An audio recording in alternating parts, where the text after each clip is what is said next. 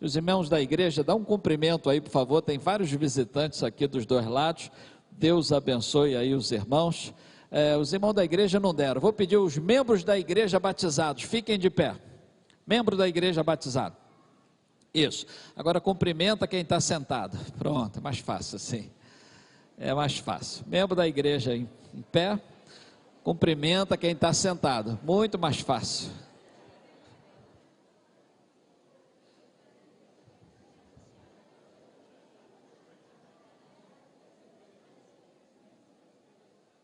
Resolveu aí? Conseguiu?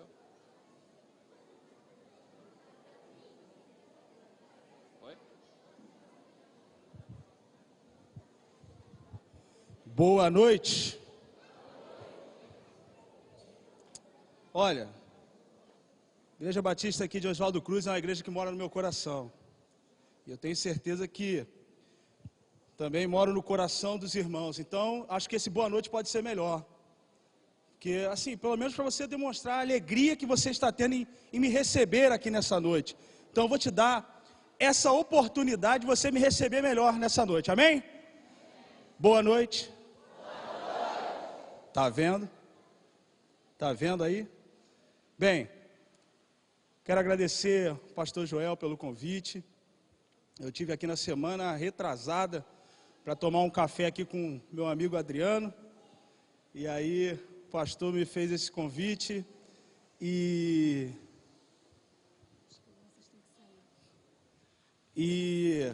aí a gente aqui está, né? Fui informado aqui que as crianças precisam sair.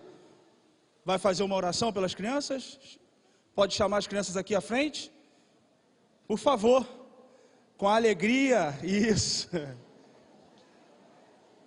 Tinha que ser o filho do Adriano mesmo, né?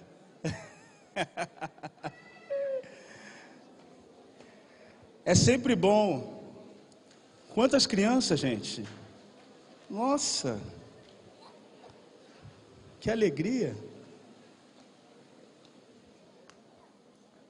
É isso aqui, igreja. Invistam neles. Porque uma criança, a gente fica pensando assim, vamos ganhar as crianças para trazer os pais. Não, uma criança é uma vida que também precisa conhecer a Cristo. Então invista nas crianças. É importante. Vamos orar? Vamos orar? Senhor nosso Deus, muito obrigado, Senhor.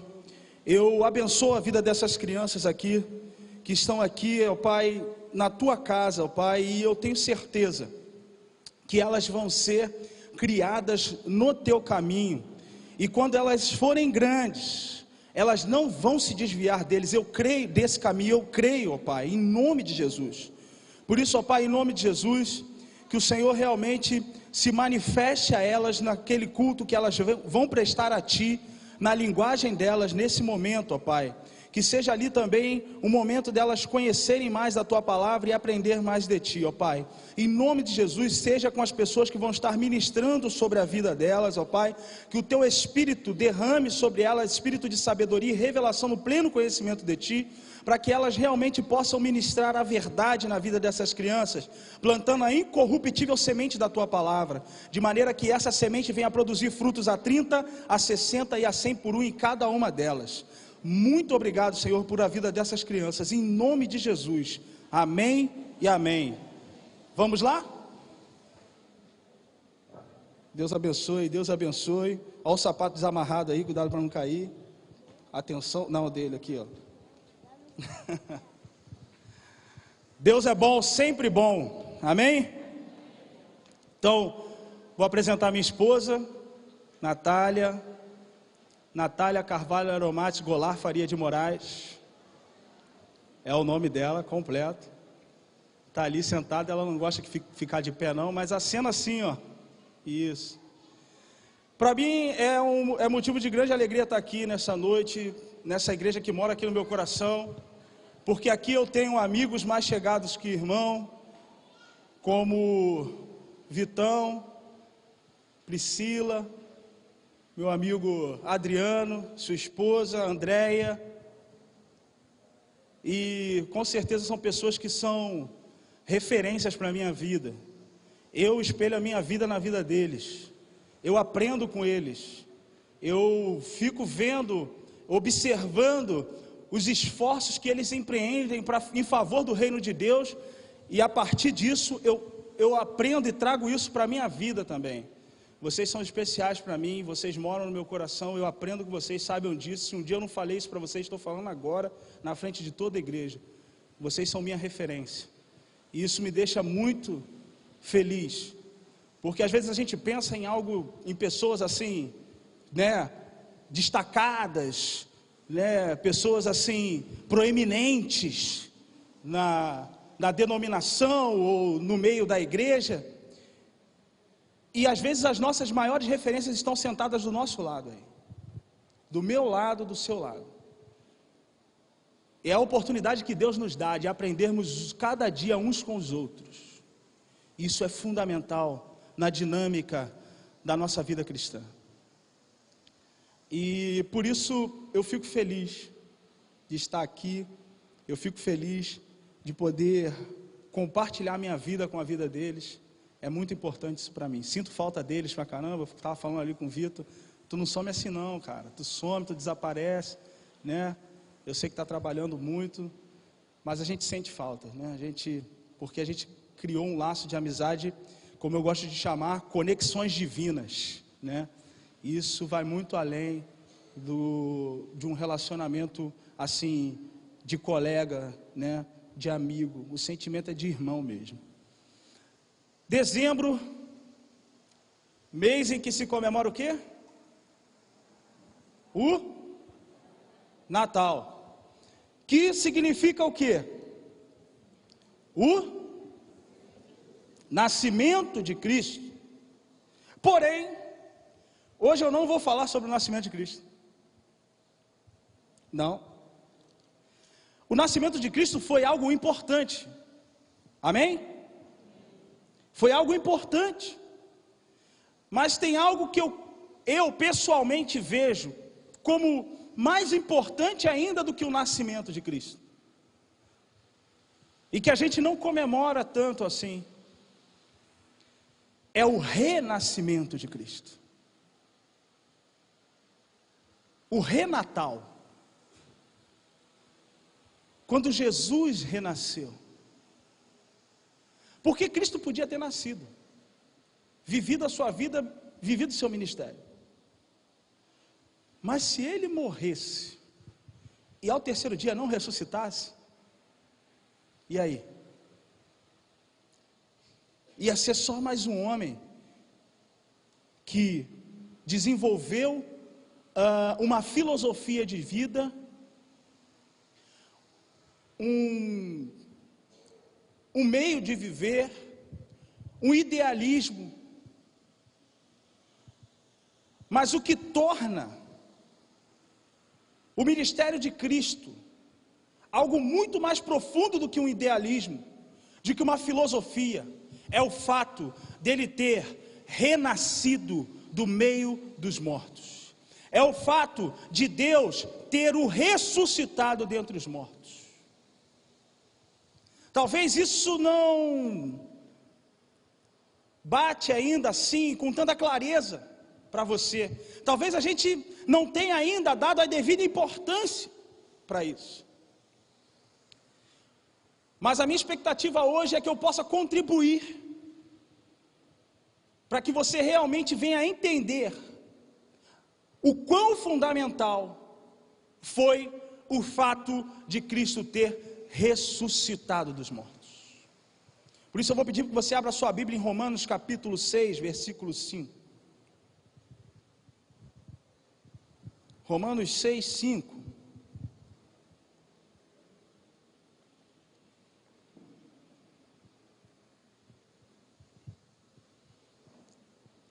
Quem achou, diga amém.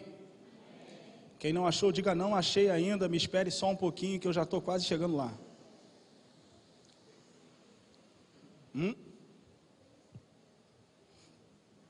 Podemos? Diz assim a palavra de Deus: se desse modo fomos unidos a Ele na semelhança da sua morte, com toda certeza o seremos também na semelhança da sua ressurreição. Se desse modo fomos unidos a Ele na semelhança da sua morte, com toda certeza o seremos também na semelhança da sua ressurreição. Senhor nosso Deus, nosso Pai, essa é a tua palavra, nós a amamos, ela é viva, ela é eficaz, ela é mais penetrante que uma espada de 2 gumes, ela entra na nossa vida e discerne alma, espírito, juntas e medulas. Por isso, Senhor, eu rogo a Ti, que o Senhor derrame sobre esta congregação o espírito de sabedoria e revelação no pleno conhecimento de Ti, de maneira que os olhos do nosso entendimento sejam abertos nessa noite, e a gente venha conhecer qual é a esperança do nosso chamamento em Cristo Jesus. Também, ó Pai, eu lhe peço que a incorruptível semente da Tua palavra venha cair em terrenos férteis nessa noite, de maneira que venha produzir frutos a 30, a 60 e a 100 por 1. Leva todo o pensamento aqui cativo a Cristo, para que realmente a Tua palavra faça morada nos corações. E o nosso inimigo, o inimigo das nossas almas, que tenta arrebatar a Tua palavra do nosso coração, está repreendido agora em nome de Jesus. E somente o Teu Espírito Santo pode se manifestar no nosso meio nessa noite. Em o nome de Jesus, ó Pai, muito obrigado. Amém e amém. Então, toda a história começa aonde? Escola dominical. Toda a história começa aonde? Deixa eu explicar aqui, gente. Eu sempre tenho que fazer isso. Minha esposa já está até rindo porque ela já sabe. As minhas pregações são interativas. Então, quando eu pergunto, normalmente eu tô falando assim, quando eu pergunto, a história começa aonde? Eu estou esperando que vocês me respondam, verdadeiramente. Não é retórica a pergunta, certo? Então, quando eu falo assim, sim, aí vocês, sim, não. Então, quando for uma pergunta retórica, eu vou emendar direto na resposta. Mas quando eu der essa pausa, é isso, aí vocês podem responder, tá ok? Não fica com medo não, de estar certo, está errado não, que a gente vai aqui aprender juntos, amém? Então, vamos começar aqui. Então, essa história começa onde? Vamos lá. Onde começa toda essa história? A história da ressurreição de Cristo começa aonde? Hein? Em qual livro da Bíblia? Em Gênesis. A partir do quê? Do pecado do homem. A partir do momento em que o homem pecou. Ali começa a história da ressurreição. Porque quando o homem peca, quando o homem experimenta a morte espiritual, do qual Deus já havia avisado a ele que iria acontecer,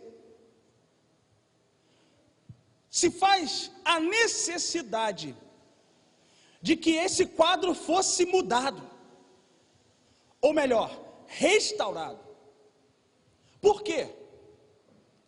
Porque no pecado, ou melhor, o pecado fere a santidade do próprio Deus. Deus não coaduna com o pecado.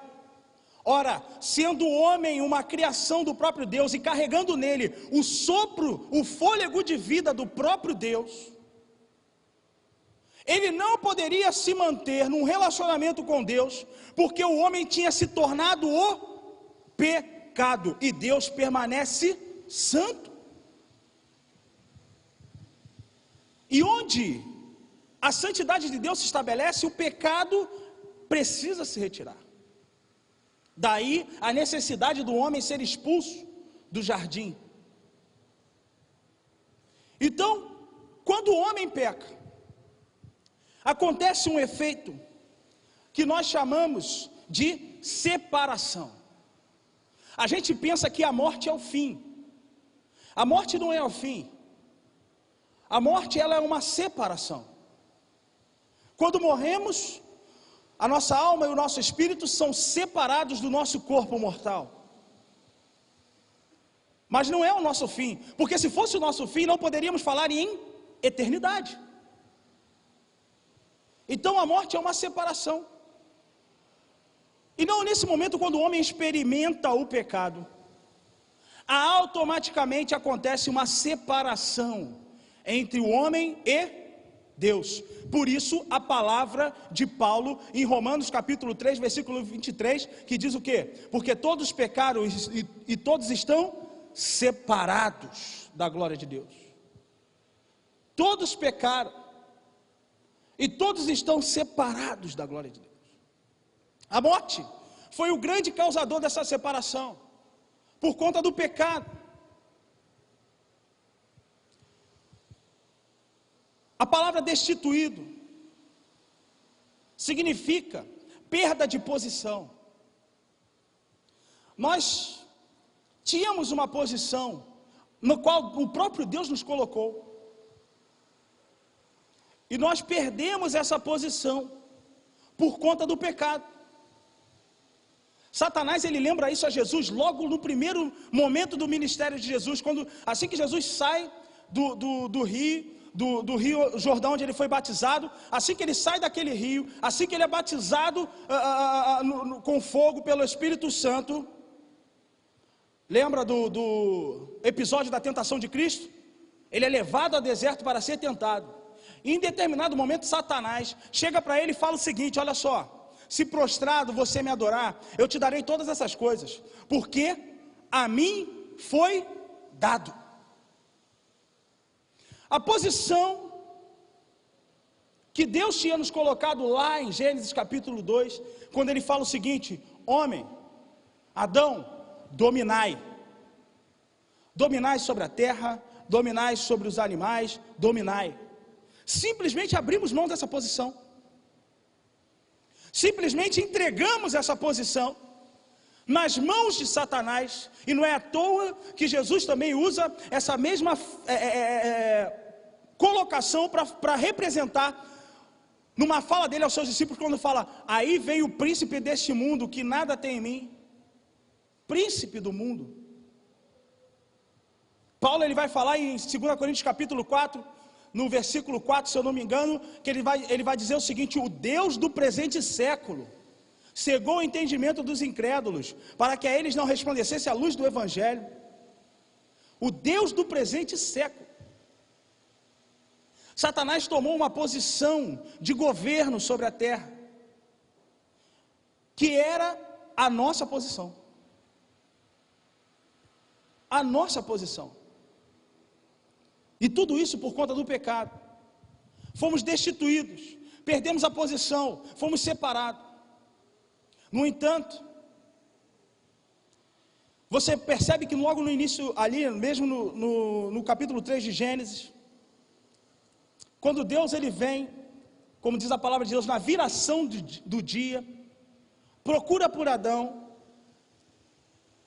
e ele conversa ainda com Adão, perguntando o que tinha acontecido. Isso é interessante, porque nesse momento, olha só como é que as coisas acompanham o pecado. Olha como é que as coisas são. Nesse exato momento, surge uma coisa que é tão comum hoje em dia, mas que foi o primeiro sintoma do pecado.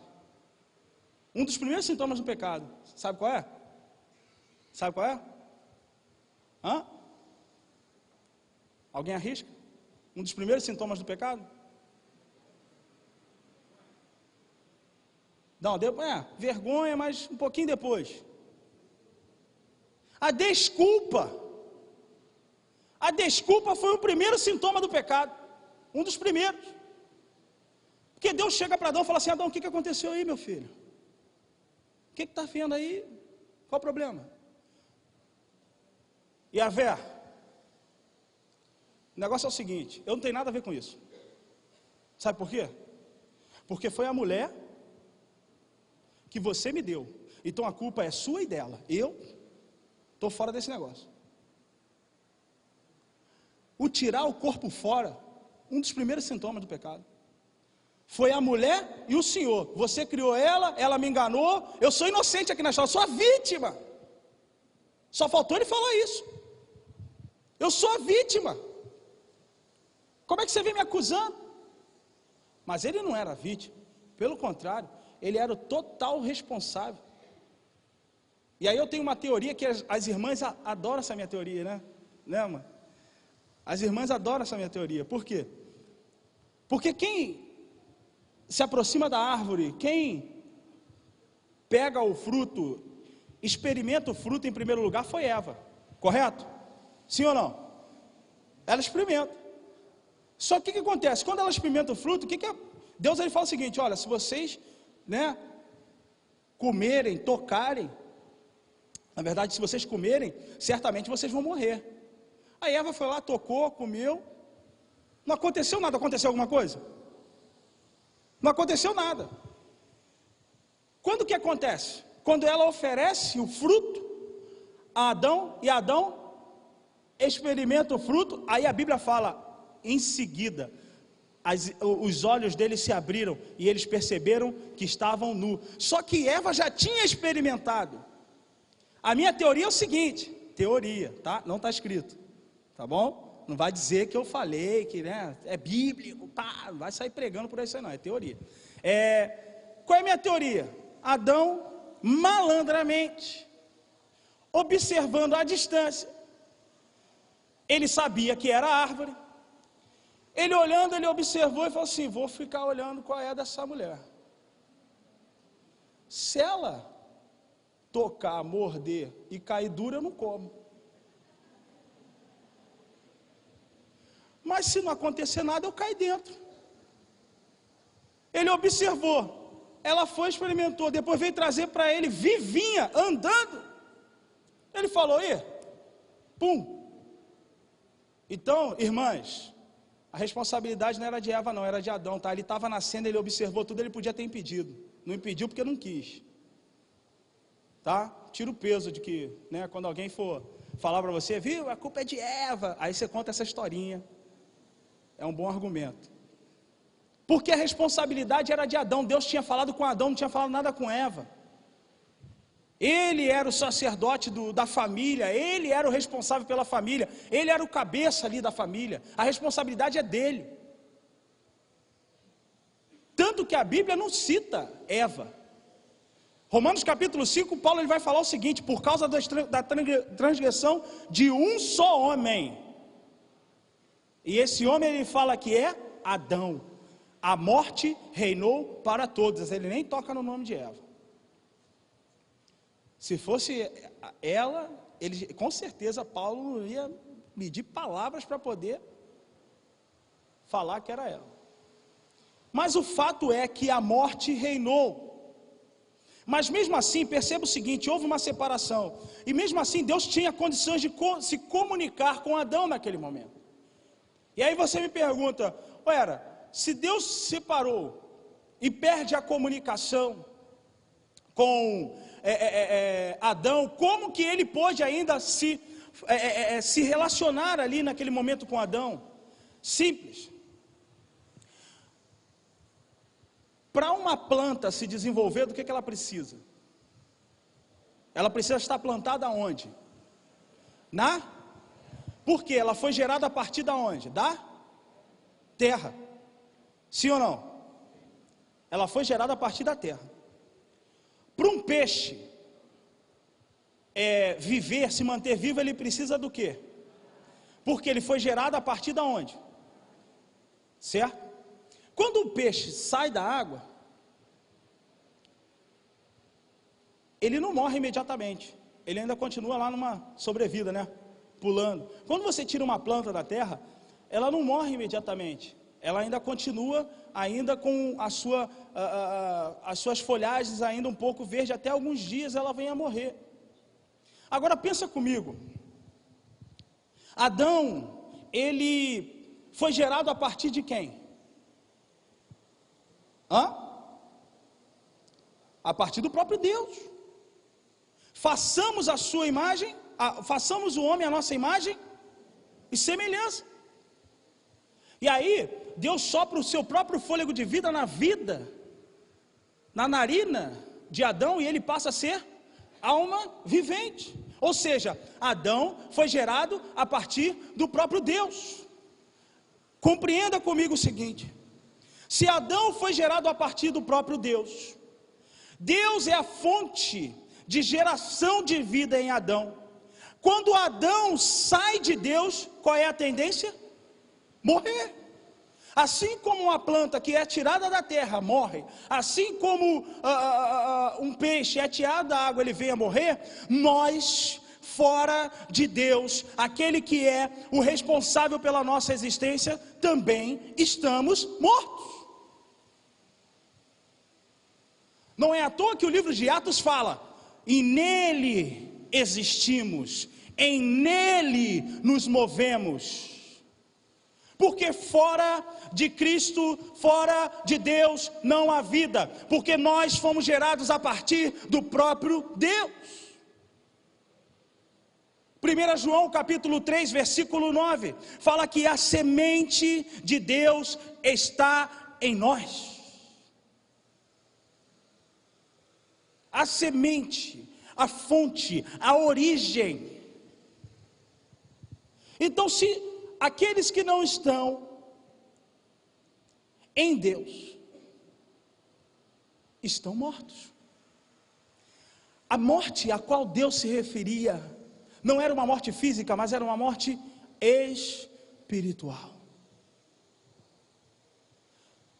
Adão foi separado daquele que lhe dava vida. Adão foi separado daquele que o sustentava como um ser vivente.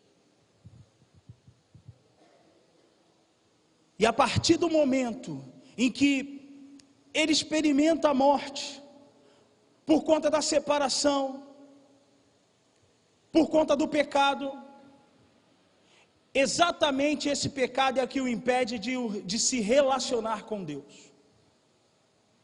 Porque o que gera vida em nós é santo. Deus não gera pecado, Deus gera santidade. Então o pecado não poderia viver em Deus. E aí a morte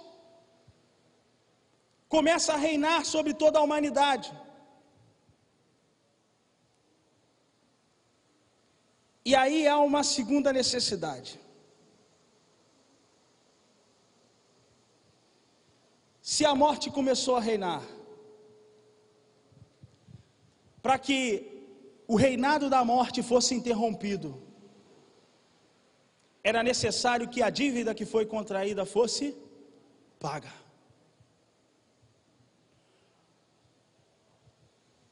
O que diz Romanos capítulo 6, versículo 23? Quem se lembra aí? Romanos capítulo 6, versículo 23, texto conhecidíssimo. O salário... Qual é o salário do pecado? Ora, a morte cobra a sua dívida. A dívida contraída pelo pecado, a dívida contraída pelo homem. Ora, por isso Jesus ele teve que vir à terra. E aí é uma grande questão que as pessoas falam: por que Jesus tinha que vir como homem para saldar essa dívida? Quem contraiu a dívida? Foi um homem? Sim ou não? Se quem contraiu a dívida foi um homem, quem tem que pagar a dívida? Outro homem. Então, para pagar a dívida, tinha que ser um outro homem. Se você me empresta R$1.000, amém? Eita, Adriano, se você está podendo me emprestar R$1.000, é que o negócio está muito bom para você, irmão. Podia ter recebido essa, passou batido, agora perdeu a benção. Se você me empresta R$1.000, e aí quando eu vou te pagar os R$1.000 que você me emprestou, você vai querer receber R$1.000 em bala Juquinha? Você me emprestou R$1.000 em dinheiro, você vai querer receber em bala Juquinha? Claro que não, sabe por quê? Porque uma dívida tem que ser paga pela moeda pela qual ela foi contraída. Se você contraiu uma dívida em dinheiro, você tem que pagar em dinheiro. Se você contraiu uma dívida em dólar, você tem que pagar em dólar, não vai pagar em real. A dívida tem que ser paga pela moeda que ela foi contraída. Ora, se o homem que contraiu a dívida, tinha que ser um outro homem que fosse pagar. Isso se chama, sabe o quê? Princípios, os quais o próprio Deus criou. Mas como Ele é soberano e não é tirano, o soberano, ele cria as suas leis, os seus princípios, e ele se submete aos princípios que ele mesmo criou. O tirano não. O tirano, quando ele cria uma lei, e aquela lei atrapalha os objetivos dele, ele passa por cima da lei. Por isso Deus é soberano, porque Ele se submete aos seus próprios princípios, e isso é um princípio de Deus, que existe antes da fundação do mundo, e Ele estabeleceu esse princípio. Ora, se o homem contraiu a dívida, tem que ser um homem que vai pagar a dívida. Sabe por quê? Porque Deus é justo. Porque Deus, Ele é justo, Ele é correto, Ele é reto.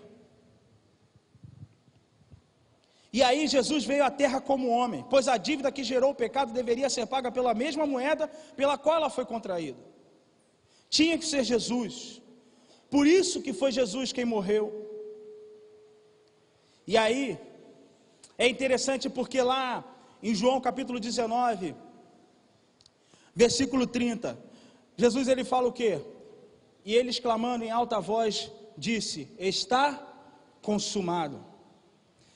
Ou no grego, testelestai. Testelestai era um documento romano que a pessoa que havia cumprido a sua pena, a pessoa que havia já pago a sua dívida com a justiça, ele andava com aquele documento. E aí quando algum centurião romano, alguma milícia romana parasse ele apresentava aquele documento e ele poderia seguir, porque naquele documento estava escrito: testelestai, a dívida está paga, está consumado, ou seja, não deve mais nada. Você podia ter ficado mais feliz com isso. Jesus na cruz, ele exclamou em alta voz: testelestai.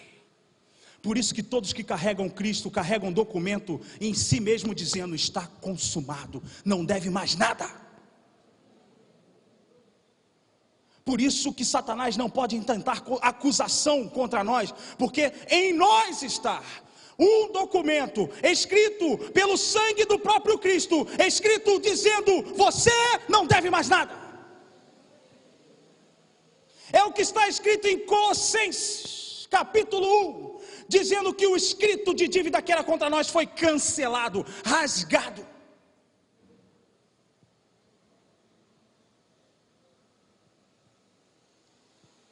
Mas para isso, eu preciso estar em Cristo. A garantia está nele e não em mim. É por isso que a salvação não vem por meio das obras, porque obras não pagam a dívida de ninguém, só Cristo. Só Cristo. Por causa disso que ele declarou: foi consumado. Acabou. Acabou. Acabou. Ali já tinha sido cumprida uma etapa daquilo que Deus havia planejado para a humanidade. Tem uma frase que eu gosto muito de falar, que diz assim: Jesus veio à terra, se fez como um de nós, para que nós pudéssemos ser feitos como Ele é. Jesus veio à terra, se fez como um de nós, para que nós pudéssemos ser feitos como Ele é. A morte de Cristo cumpre esse significado. Uma dívida tinha que ser paga, uma dívida que foi contraída por um homem. Essa dívida tinha que ser paga por outro homem. Não tinha jeito, não tinha como fugir. Mas aí vem a grande questão. Ora, Pode ser que esteja passando na sua cabeça. Ora, mas se a dívida foi paga por um homem, qualquer outro homem não podia pagar? Se a dívida foi contraída por um homem, então qualquer outro homem que pudesse, que tivesse um coração disposto, entregue, ele podia pagar.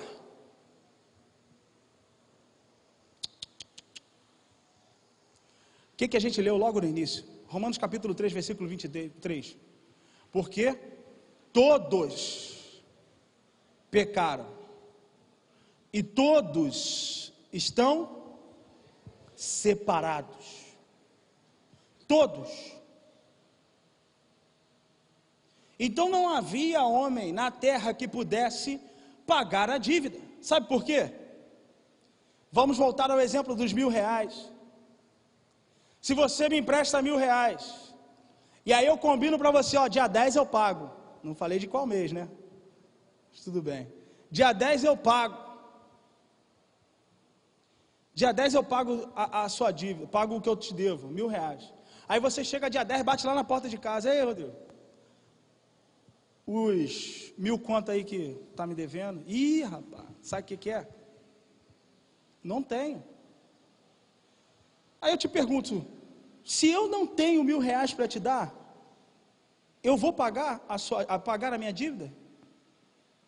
Sim ou não? Se eu não tenho, eu só posso dar aquilo que eu tenho. Eu não posso te dar o que eu não tenho. E como que se paga a morte? Uma dívida de morte? Como que se paga uma dívida de morte? Com a vida. Ora, se dívida de morte se paga com a vida e todos estavam mortos, quem no mundo poderia pagar? Só aquele que poderia dizer: eu sou o caminho, a verdade e a vida. Por isso que ele não poderia estar contaminado com as coisas do mundo. Por isso que ele tinha que vir do próprio trono. Por isso que tinha que ser o próprio Jesus, o Filho de Deus, porque nele residia a vida. E aí ele usa um termo, gente, isso é Bíblia. Ele usa um termo, ele fala assim: ninguém toma a vida do Filho do homem, ele mesmo a entrega. A vida, olha só, a vida, mas ele não estava falando de uma vida física, ele estava falando de uma vida espiritual que ele tinha, o seu espírito vivo dentro dele, o qual homem nenhum na terra tinha, como vai falar lá em Salmos, que os olhos do Senhor percorreu por toda a terra e não encontrou um justo sequer, ninguém que fosse capaz de fazer o bem. Não tinha, não existia, tinha que ser o próprio Filho de Deus, carregando a própria vida de Deus, para morrer por mim e por você, para que a vida de Deus alcançasse a mim e a você também. É por isso que João capítulo, olha só como é que as coisas começam a fazer sentido, João 3,16, porque Deus amou o mundo de tal maneira que deu o seu único filho, para que todo aquele que nele crê, não venha a morrer, mas carregue em si mesmo a vida do próprio Deus, que é a palavra zoe no grego, que na sua Bíblia está traduzido por vida eterna, mas o sentido dela é a própria vida de Deus. Olha só, isso é João 3,16, está lá escrito, todo o plano de redenção está escrito em João 3,16, porque Deus amou o mundo de tal maneira que deu o seu único filho, para que todo aquele que nele crê não venha a morrer, ou não venha a perecer, ou não venha a permanecer na morte, mas tenha em si mesmo a própria vida de Deus.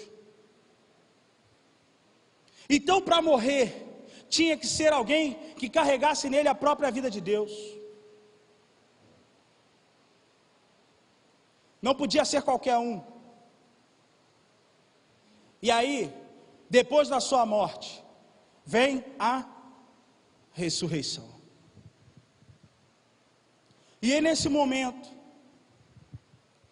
em que eu chamo isso de ato de justiça. Além da minha formação em teologia, eu também tenho uma formação em direito, né? Sou advogado porque eu sou inscrito na OAB, então eu sou advogado, mas não advogo. E quanto direito me ensinou sobre justiça de Deus? Quantas coisas eu aprendi sobre a justiça de Deus a partir do direito? E é interessante isso. E o principal deles, o senso de justiça. A gente tem um senso de justiça muito fundamentado num efeito midiático. Qual é o efeito midiático da justiça? Acontece um crime, pessoas com cartazes na porta do fórum levantam lá os seus cartazes pedindo justiça.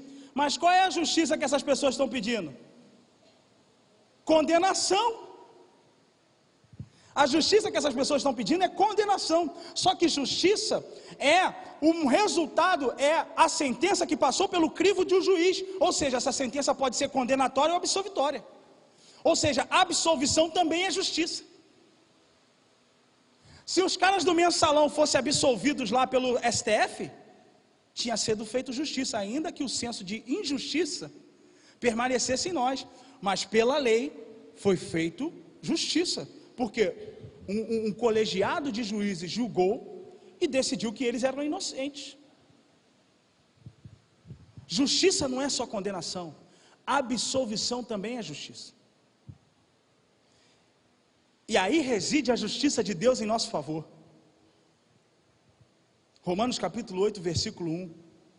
Já não há mais condenação para aqueles que estão em Cristo Jesus. É a justiça de Deus para a nossa vida. Mas como que essa justiça chegou até nós? Como hoje você pode dizer que não há condenação? Como hoje você pode dizer que você foi absolvido dos pecados? Só por causa da ressurreição de Cristo. Porque se não houvesse a ressurreição de Cristo, o ato de justiça de Deus não havia se concretizado. E eu vou te explicar por quê.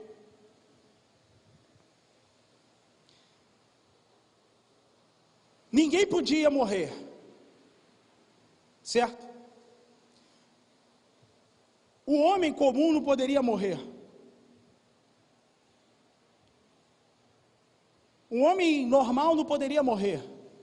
Por que não? Simples.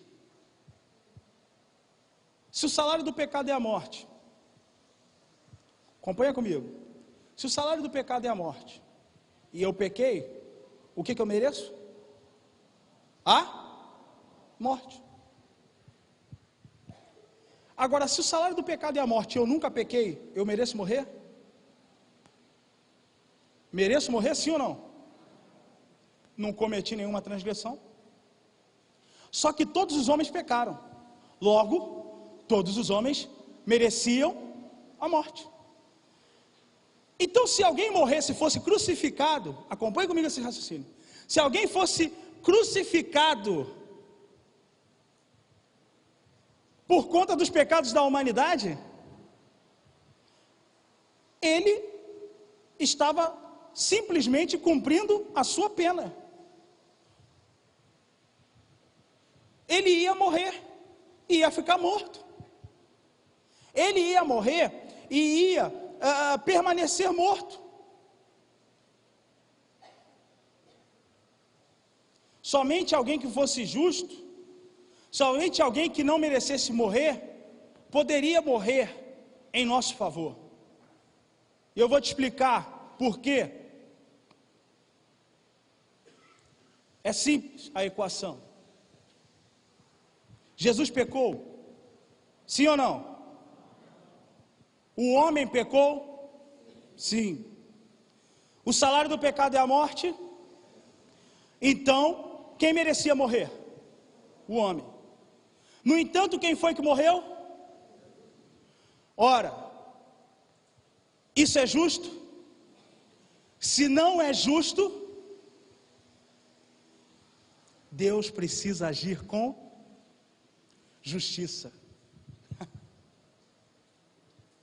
Se não era justo que Deus, que Jesus, que não merecia a morte, veio a morrer, Deus precisava ressuscitar Cristo, porque não seria justo mantê-lo morto, já que ele não merecia a morte.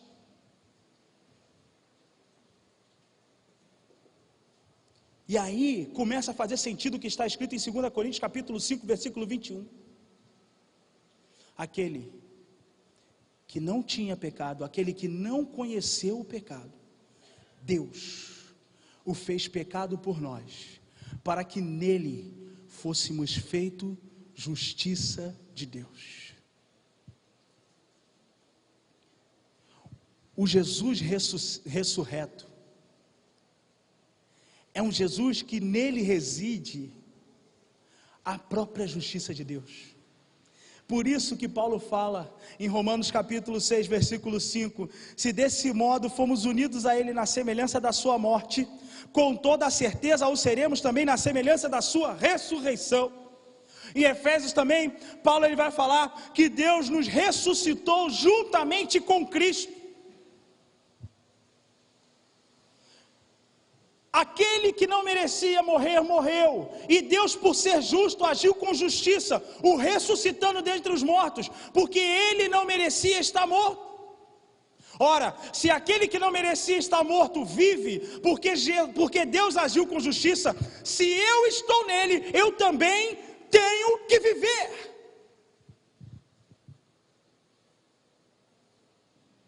Porque se eu estou em Cristo, e ele foi ressuscitado por um ato de justiça, se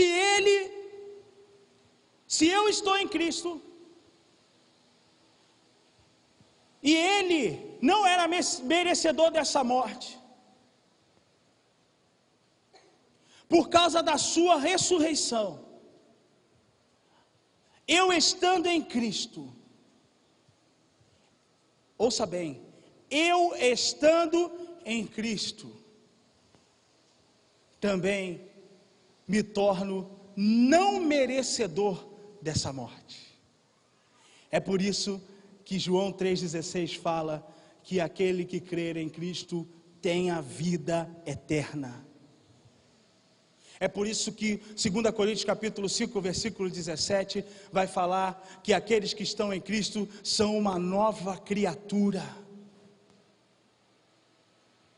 É por isso que Paulo em Romanos 8, capítulo 1, vai dizer que não há mais condenação para aqueles que estão em Cristo Jesus.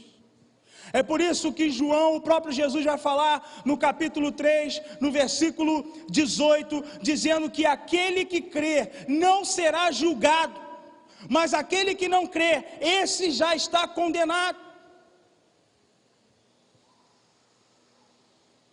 A justiça de Deus é o perdão. A justiça de Deus é o perdão. Existe uma figura no direito chamada perdão judicial, usada para crimes de menor potencial ofensivo, onde não há violência e nem grave ameaça. Crimes apenados com até no máximo 2 anos de detenção.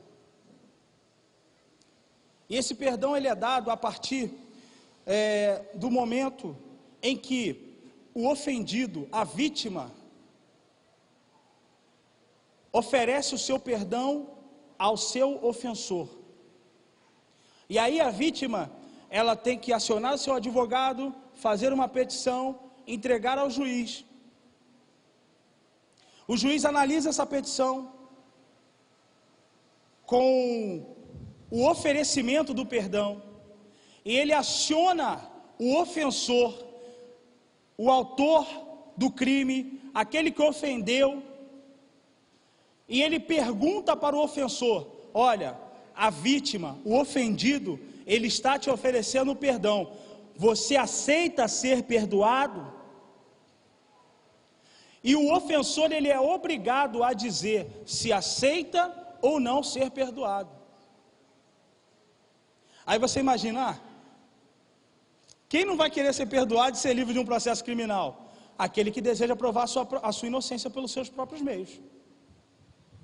Ele pode falar: não, agora eu vou até o final, eu vou provar que eu sou inocente, então eu não aceito o perdão dele, está querendo se livrar. Mas quando ele aceita o perdão, o que acontece? O processo criminal termina. E ele é redimido. Ele é absolvido por conta do perdão que foi dado pela vítima. Isso não se assemelha à nossa relação com Deus? 2 Coríntios capítulo 18, capítulo 5, versículo 18 e 19. Deus estava em Cristo reconciliando consigo mesmo o mundo todo. O que isso significa? Deus estava em Cristo dizendo: olha só, a minha justiça é o perdão. Eu ofereço o perdão a você. Você aceita? Nós que aceitamos o perdão de Deus, ou seja, reconhecemos que precisamos ser perdoados, e só reconhece quem precisa ser perdoado aquele que reconhece o seu erro. E aí a necessidade do arrependimento para que haja salvação. Somente esses se tornam novas criaturas. Agora, aqueles que rejeitam o perdão,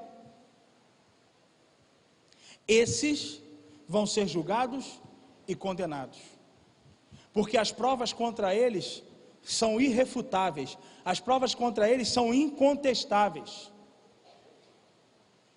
Por isso a necessidade que nós temos que anunciar ao mundo que Deus já perdoou a humanidade, mas que a humanidade precisa receber esse perdão. Mas aí você me pergunta: é possível que alguém não aceite esse perdão? É possível. Aquele que tenta provar a sua própria inocência. Aí eu te pergunto: é possível provar a sua própria inocência? Pela graça sois salvos, mediante a fé, e isso não vem de vós, é dom de Deus. Não temos como provar a nossa própria inocência, é Cristo quem nos justifica. Mas isso só foi possível porque Deus o ressuscitou dentre os mortos. E a partir do momento que você reconhece isso, você também é ressuscitado juntamente com Ele. Porque aquele que não merecia morrer, morreu. Aquele que não merecia, porque não havia pecado. O ato de justiça de Deus se concretizou em Cristo, quando Ele o ressuscitou dos mortos, pois aquele que não deveria morrer, uma vez que nele não havia dolo algum, foi morto. Por isso Deus tinha que ressuscitar a Jesus como um ato de justiça, pois Deus, sendo justo, não podia ficar inerte diante de tamanha injustiça, porque injustiça é corrigida com justiça. Injustiça é corrigida com justiça. Dessa forma, aqueles que estão em Cristo são participantes deste ato de justiça, pois a justiça foi por Cristo, em Cristo e para Cristo. Hoje existe a morte e a vida. Entenda o seguinte: antes de Cristo só existia a morte, não existia vida. Mas a partir de que Jesus morreu e ressuscitou, uma segunda opção nos foi dada: viver. Você está começando a compreender agora a verdadeira importância da ressurreição, do renascimento. Se não houvesse a ressurreição, a opção de viver não existiria para nós. Nós estaríamos condenados nos nossos próprios delitos para a eternidade. Mas com a ressurreição de Cristo foi nos dada uma segunda opção: a vida. Eu escolhi a vida, e você? Eu escolhi viver, e você? Atos 17, 28, como eu falei aqui: porque nele vivemos e nos movemos e existimos, como também alguns dos vossos poetas disseram, pois somos também a sua geração. Se você que está vivo hoje, porque você se decidiu por Cristo, você tem que dar graças a Deus todos os dias, porque Ele ressuscitou Jesus dentre os mortos. Porque se Jesus não houvesse sido ressuscitado, não haveria outra opção senão a morte. Quando Deus ressuscita Jesus dentre os mortos, Ele libera juntamente com esse poder, como está escrito em Efésios capítulo 1, Ele libera toda a sua vida. É algo inexplicável, é vivencial. Só quem vive é capaz de compreender isso. Ele ressuscitou por mim e por você. Ele ressuscitou porque a justiça de Deus precisava se estabelecer na terra como um todo. E por causa dessa ressurreição, eu e você fomos feitos justiça de Deus. E aí, Romanos capítulo 5, no versículo 17. Se por meio de um só homem a morte reinou para todos, quanto mais, por causa de um ato de justiça de um só homem, também não reinará a vida. Um ato de justiça gerou vida para todos. Só eu que estou feliz com isso essa noite? Está impactante demais para você, por isso você está assim?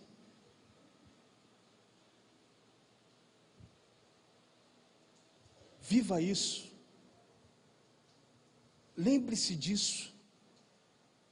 Lembre-se que é por isso que você está aqui. Não é por causa do seu carro, não é por causa do seu apartamento, não é por causa do seu emprego. Você está aqui porque Deus te deu a vida dele, com um único objetivo, para que essa vida fosse compartilhada entre muitos. Pedro e João, a porta formosa, na entrada do templo: eu não tenho prata nem ouro, mas o que eu tenho eu te dou. E eu te falo, você tem vida eterna, então compartilhe vida eterna. Eu não tenho prata nem ouro, mas eu tenho vida eterna, e a vida eterna que está em mim eu te dou. Em nome de Jesus de Nazaré, levanta e anda do meio da sua lama, do seu pecado. Saia desse lugar, porque Ele já te deu vida, e vida em abundância. Você pode se alegrar com isso essa noite? É muito mais do que possamos pedir, imaginar ou pensar. É algo que nos enche de tal forma que é incapaz de conter.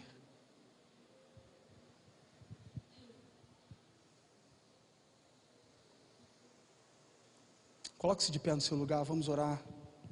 Queria chamar aqui o Adriano para me ajudar aqui.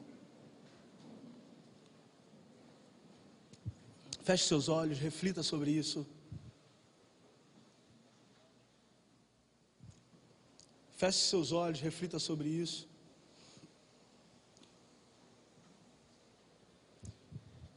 Essa semana, num pequeno grupo que se reúne na minha casa, às sextas-feiras, a gente fez um exercício diferente. Eu pedi para eles que eles agradecessem por uma só coisa, uma só coisa que tivesse acontecido durante a semana toda deles. Uma só. Não podia ser duas, só uma. E é interessante, gente, que ao final, todos nós tivemos a sensação, cara, tem muita coisa para agradecer. E muitos estavam ali naquele pequeno grupo já falando assim, minha semana foi uma porcaria. Não teve nada de bom na minha semana. Quando ele começou a agradecer por uma coisa só, ele já começou, não, mas também tem isso, mas também tem aquilo. No final, todos nós chegamos à conclusão, por pior que tenha sido a nossa semana, no final dela ainda temos coisas para agradecer, porque temos um Deus que não se esquece de nós, um Deus que está conosco todos os dias, até a consumação dos séculos.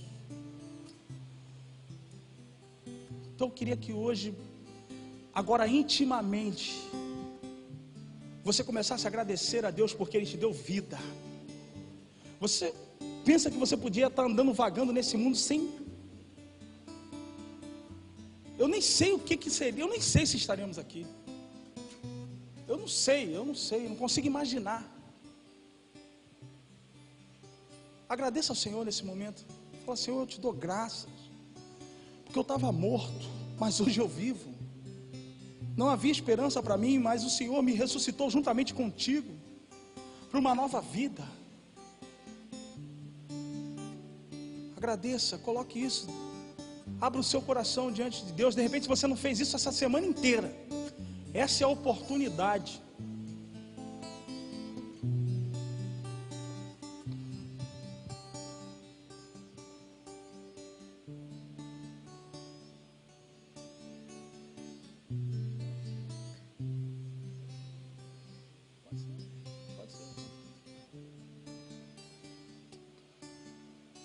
Agradeça, agradeça. Você vai ter a sensação de que ainda é pouco. Começa a fazer um retrospecto da sua vida, de quantos livramentos, de quantas situações, de quantos momentos de angústia e aflição que você passou, e quando você pensou, não vou conseguir, mas você está aqui hoje, por causa disso,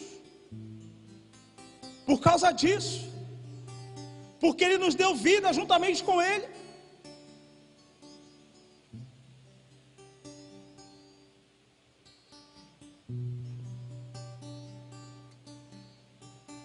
Porque Ele nos deu vida, e vida em abundância. Graças eu te dou, Pai, pelo preço que você vai cantar essa música diferente agora. Sacrifício de amor. Agora você está entendendo o que você está cantando. Olha como é que é diferente. Ungido do Senhor, pelos cravos, eu te dou graças, Senhor. Graças eu te dou, oh meu Senhor, lavou minha mente e coração, me deu perdão, restaurou-me a comunhão. Nós que éramos destituídos da glória, vivemos juntamente com Ele.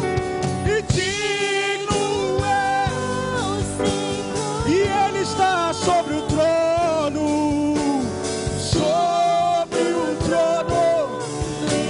estás, Cordeiro de Deus, Ele é o Criador. Adore ao Senhor, eu elevo a Ele que venceu a morte. Nem a morte, tragada foi a morte, a sua vitória. Ele venceu, o Cordeiro de Deus.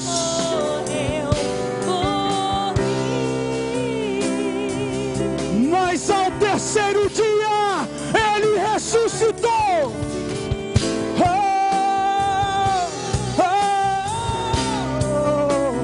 Digno Ele é digno, Ele é digno. Graças eu te dou, graças eu te dou. Ele pagou o preço.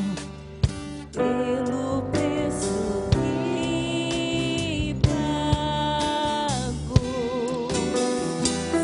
sacrifício de amor. Está consumado, está consumado. Testelestai, não há dívida mais, não há dívida, foi pago pelos suas mãos.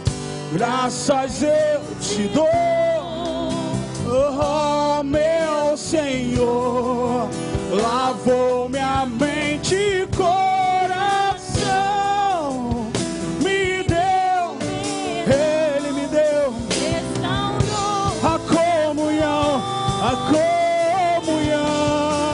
Ele é digno, digno é o Senhor, sobre o trono está soberano.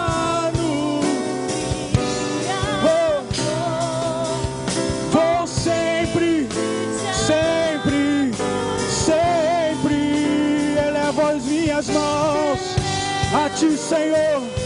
Ele venceu, Ele venceu. Ao Cristo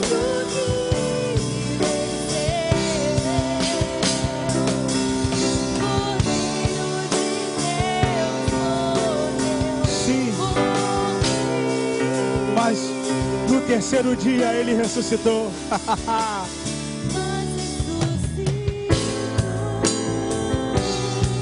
Ele é digno, mas ressuscitou, mas ressuscitou, mas ressuscitou. Ele é digno, digno eu. Só a igreja, digno ao Senhor. Digno és.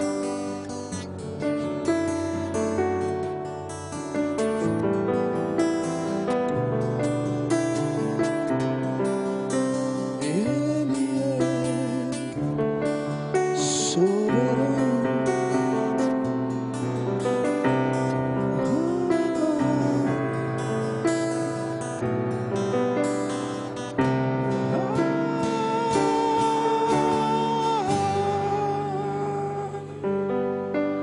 Ao Cristo que venceu,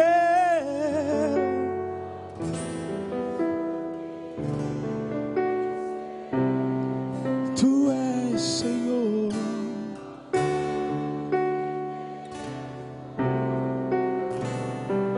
Por cada um de nós, por cada um de nós, mas ressuscitou.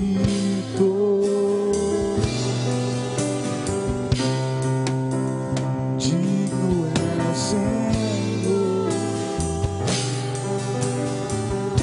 Você nessa noite que ainda não teve essa experiência de ser ressuscitado juntamente com Cristo. Você nessa noite que ainda não experimentou o sabor de ser uma nova criatura verdadeiramente. Todos estão orando, todos estão com seus olhos fechados. Eu quero te dizer que a partir dessa noite você não é mais inocente. Eu quero te dizer, a partir dessa noite você não pode dizer eu não sabia disso. Eu quero te dizer que Deus já te perdoou. Mas hoje é o dia de você dizer: eu aceito o seu perdão, Senhor. Eu recebo o seu perdão na minha vida. Eu não quero tentar provar a minha inocência pelas minhas próprias forças. Eu prefiro que Cristo me justifique.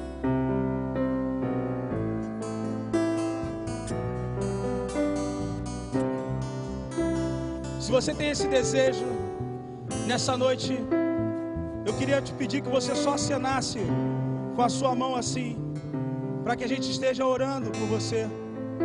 Você levantasse a sua mão e acenasse aqui para mim, dizendo: eu escolho a vida.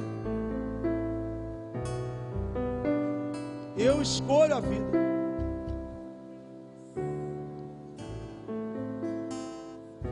Eu recebo esse perdão.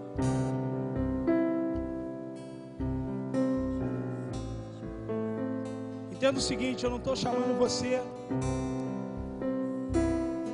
para ser um membro de igreja. Eu não estou chamando você para ser mais um crente. Eu estou te falando que você pode realmente experimentar uma vida. As outras coisas vêm depois, mas o momento agora é de experimentar vida, e vida em abundância.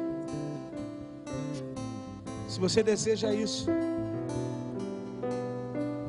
acene com a sua mão.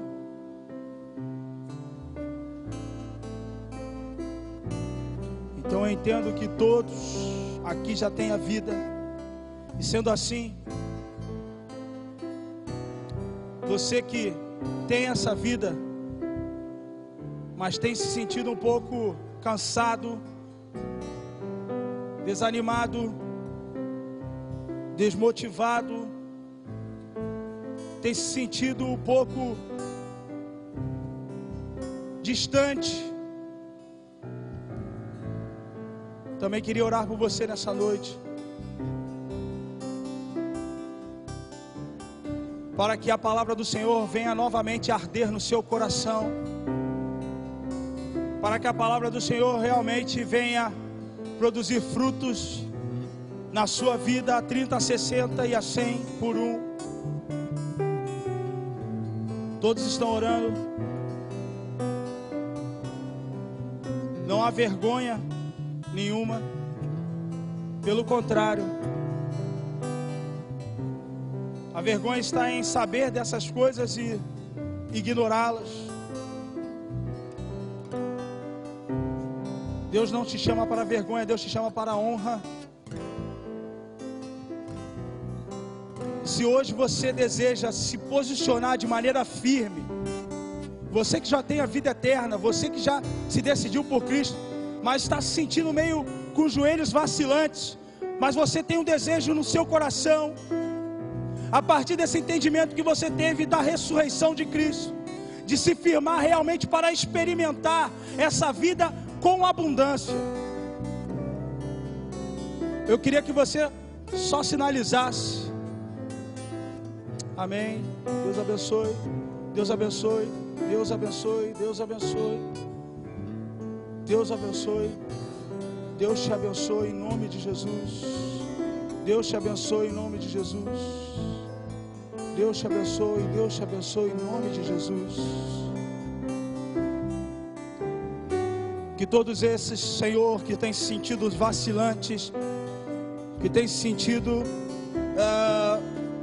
desmotivados na fé, que têm se sentido um pouco distante de Ti, eu lhe peço, Senhor, em nome de Jesus, fortaleça-os no âmago do vosso ser, do ser de cada um deles, que eles sejam fortalecidos, de maneira que eles venham a conhecer qual seja a altura, a profundidade, a largura, o comprimento desse amor que opera eficazmente em cada um de nós, e venha experimentar a abundância de uma vida que o Senhor confiou e nos deu gratuitamente, não cobrou nada de nós por isso. Espírito Santo, que você possa dominar cada uma dessas vidas que levantaram as suas mãos, tomá-los por completo, e que cada um deles nesta noite sejam cheios do Teu Espírito Santo, para realmente realizarem a tua obra com ousadia, com coragem, com intrepidez, para que o teu reino se estabeleça e assim possamos a cada dia mais nos aproximar do nosso retorno para casa.